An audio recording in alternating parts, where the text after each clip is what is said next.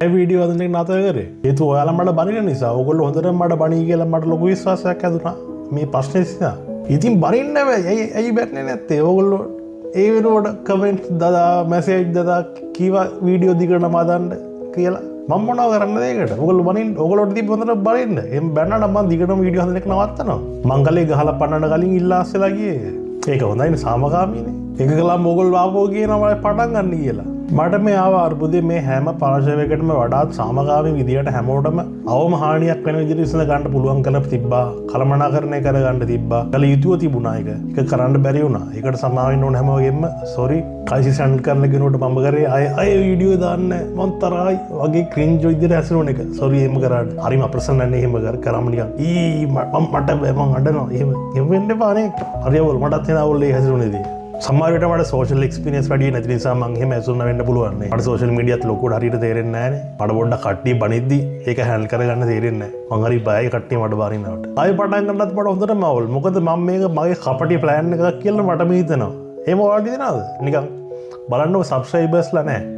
Facebook එකේ followers ලා දැන් ලක්ෂ පැනලා තියෙනවා. 70000 කොහෙද තිබ්බේ කලින්. එකපාරම ලොකු බූස්ට් එකක් ආවා මේ ප්‍රශ්න නිසා. බලන් ඉන්න ක්‍රියේටිව් දෙන්නේ මේක මගේ ප්ලෑන් එකක් කියලා. මට ඒකට කරන්න දෙයක් නැහැ. එහෙම තමයි.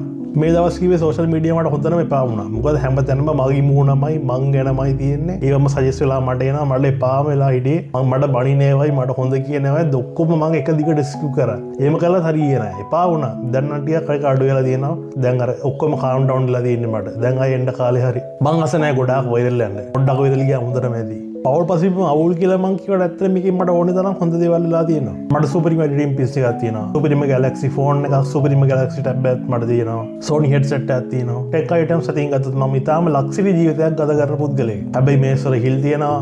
කලිසම් වල පල්ල පැලිලා. ඒ ප්‍රශ්නේ හැමෝටම තියෙනවානේ. මටත් ඒවා තියෙනවා. ඔයාලට මගේ වීඩියෝ බලද්දි මේ වීඩියෝ එක බලද්දි මේ වීඩියෝ එක බලද්දි ඔයාලට හිතනවාද මං හෙන හොඳ කෙනෙක් කියලා? නෑ එහෙම නෑ. මං ඕනේ තරම් තක්කඩි වැඩ කරලා තියෙනවා. ඉස්සරහට කරනවා. ඒ හින්දා මේ මම සිරිමත් කෙනෙක් කියලා ඕගොල්ලෝ හිතන් ඉන්න එපා. මොකද එහෙම හිතුවාම පොඩි හරි ප්‍රශ්නයක් ආව ගමන් ඕගොල්ලොන්ට හිතෙන්නේ මේ අකා මෙහෙමනේ කියලා. එහෙම හිතන්න එපා. මං හොඳ කෙනෙක් නෙවෙයි. ඔන්න මං ආයෙත් වීඩියෝ දාන්න පටන් ගන්නවා. මේකත් එක්කම සව වීඩියෝක් සමහරවිට මන් දායි. මේ දාන්නේ හැමදාටම වීඩියෝ දාන්න කියලා නෙමෙයි. මට හිතුනොත් මං අය නවත්තනවා. මට හොඳටම මහන්සි වුණොත් එක්සෝස්ට් වුණොත් මම මේක නවත්තලා දානවා. ඒ වගේම මගේ රැල්ල අවුල්ලා ගියොත් ඒ කියන්නේ ලයික්ස් එන්නේ නැහැ, views එන්නේ නැහැ වගේ වුණොත් ඒත් මම මේක නවත්තලා දානවා. මම මේ වීඩියෝ කන්ටෙන්ට් හදන්න පටන් ගත්තේ හැමදාටම මේක කරනවා කියලා නෙමෙයි. මන් දන්නවා මට දවසක නවත්තන්න වෙනවා කියලා. ඉතින් රිෆ්‍රෙෂ් වෙලා එන්නම්. ඉතින් අපේ වීඩියෝ බලන්න දිගටම